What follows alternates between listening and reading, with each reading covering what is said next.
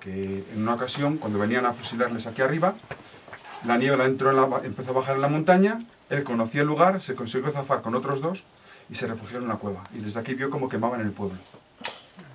O sea que la cueva ya es conocida desde hace tiempo. Aquí me comentaba que su hermano entró hace ya mucho tiempo, de los primeros personajes seguramente. Pues calculamos que hace aproximadamente un siglo que se conoce. Nunca estuvo ocupada por... Aquí nunca vivió nadie. Porque la entrada, tal como la vemos ahora mismo, aunque es angosta, se puede caminar y entrar. Antes apenas se podía entrar porque estaba todo lleno de este tipo de escombro. Entonces había que, para bajar por esa galería que tenemos detrás, o para entrar hasta aquí, había que gatear un poco. Entonces ya era un pequeño obstáculo. No obstante, aquí los pastores de la Solana, que está orientada hacia el sur, se refugiaban. Era un lugar sombrío, un lugar pues para pasar la tarde cuando uno está todo el día nada. Porque hay que hacer un poco de espeleología, no hay que echar el culo en el suelo, arrodillarse, tirar de las manos, porque eso es un poco más complicado. Esta primera parte de la cavidad, vamos a observar que la humedad dentro de la misma, dentro de la cueva, va a variar. Hasta el 90% de humedad que hay en el interior, en la parte más profunda, esta zona es una zona en la que vamos a decir que la cueva, en vez de crecer por el acúmulo de minerales, las formaciones que vemos ahora, ¿no? Todo esto es material calcáreo que el agua va deshaciendo de la caliza, de la roca gris que tenemos en la montaña. Esta roca gris fue el fondo del mar hace 300 millones de años, aproximadamente en el Carbonífero. En el mismo momento geológico en el que se generó el carbón que a la que nosotros accedemos ahora mismo en las minas, se forjó esta roca caliza. Con los grandes plegamientos alpinos se levantó a formar las montañas que tenemos ahora mismo y se empezó el proceso de erosión. Parte del proceso de erosión, aparte del viento, lo hace también el agua, que deshace literalmente, químicamente la roca y libera los materiales calcáreos. Y eso es lo que va recubriendo todo lo que hay en el interior. En estas zonas de montaña, sobre todo a medida que aumentamos un poco de la altitud a las que estamos ahora, ya no hay arroyos ni manantiales en la superficie, porque todo el agua va horadando la roca caliza y se va filtrando al interior de la montaña a los cursos de agua subterráneos. Tenemos que intentar las formaciones, no tocarlas, ¿vale? Porque son muy frágiles y se rompen. Sobre todo estas, porque lo curioso es que se están deshaciendo por falta de humedad, por falta de agua, y es literalmente un barro de color blanco. Un barro calcáreo es esta zona de aquí. Que la cueva en este punto se está deshaciendo, está envejeciendo de forma prematura. ¿Por qué? Porque no hay agua constante y homogénea a lo largo de todo. Por la particularidad de que los estratos de caliza aquí son muy finos, pues ¿qué ocurre? Se va generando cueva porque el agua va excavando la cavidad, la montaña por dentro, pero también suceden derrumbes constantes. Todo es el caos de bloques el que vemos alrededor. Parte de la entrada, bueno, pues se puede ir fuera de la barandilla y llegar más allá donde estamos nosotros, todo por las gateras que hay debajo de esta zona de bloques. El color de las formaciones depende de los minerales que arrastra el agua. Todos estos tonos marrones, rojizos, ocres, es un producto de que el agua deshace también, libera el óxido de hierro de las arcillas.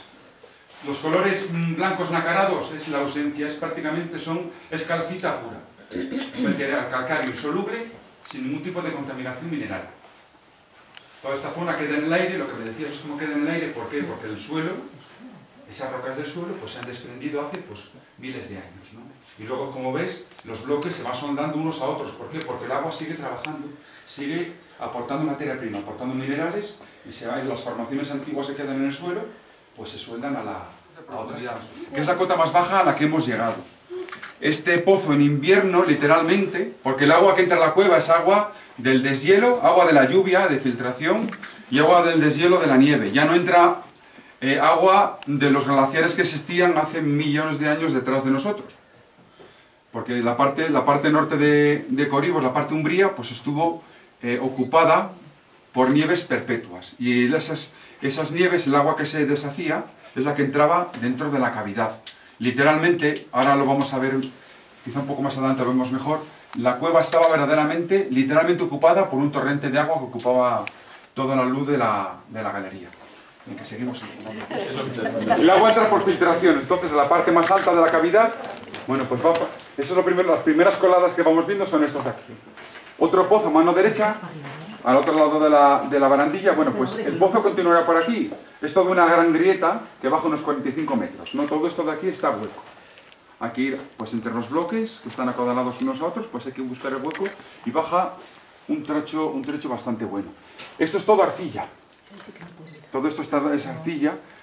Aquí hacía el agua un recodo, eso se ha todo ido desplomando, y son las arcillas, los ritmos de arcillas que han ido entrando, luego el agua se retira, ¿no? Vemos las huellas de ocupación del agua, nos damos cuenta perfectamente, ¿no? Los distintos niveles, como podemos ver en el río Torío y en el Curueño, ¿no? Pues vamos a ver algo parecido a esto en la pared, lo que ha escarbado, lo que ha erosionado el agua. Roca caliza, de la concentración de minerales calcáreos que hay adentro. Por su derecha mejor, por favor, que tiene la barandilla, vayan mejor por la derecha. Vamos a aguantar un poco aquí el grupo.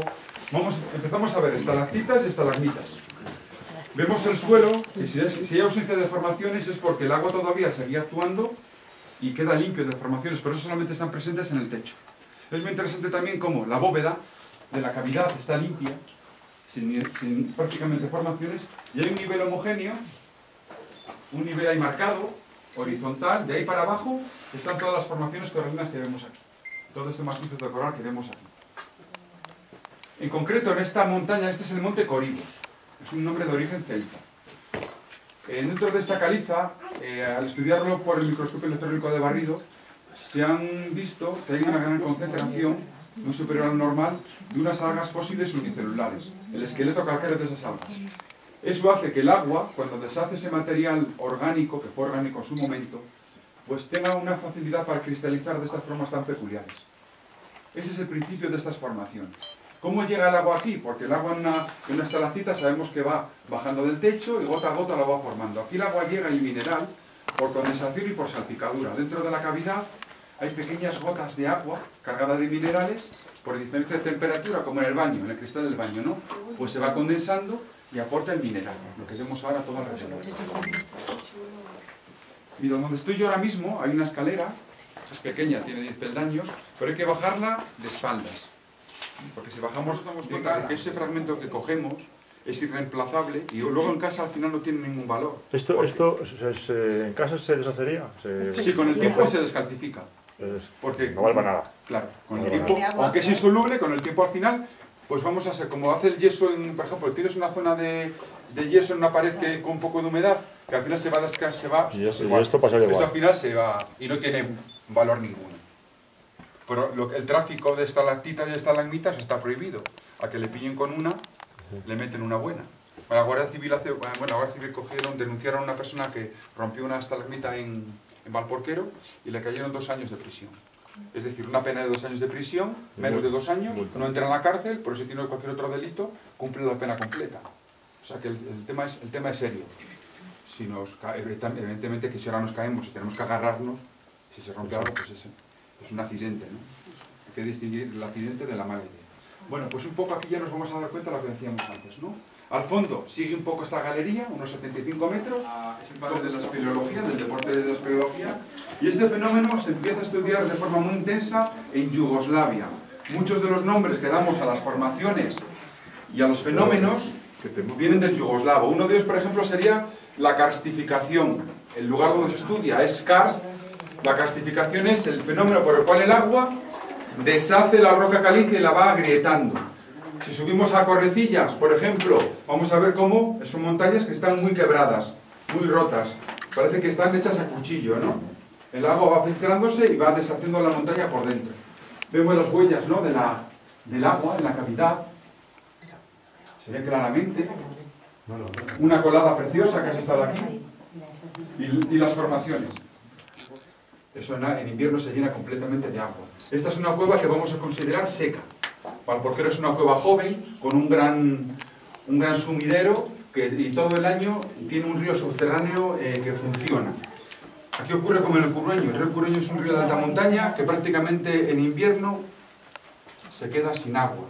Bueno, pues esta cueva está muy alta, no tiene ningún aporte, solamente lo que decimos, las filtraciones de la caliza, y en verano, en esta época estival, pues ya nota la falta de humedad. No notamos frío, ¿verdad? En Valporquero, por ejemplo, se nota más porque es mucho más húmeda. El proyecto de que Diputación hiciera lo siguiente.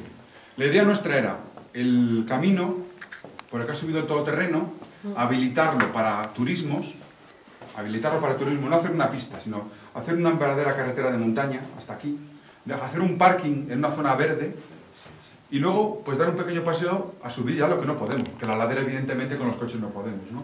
Pero bueno, hacer eso, esa era la idea. Y hace poco, pues se quería arreglar la carretera hasta Llamazares, desde Lugueros, y con el excedente de dinero, que el dinero nunca sobra, pues a hacer esta parte del camino. Bueno, pues eso no lo van a hacer, nunca se hará.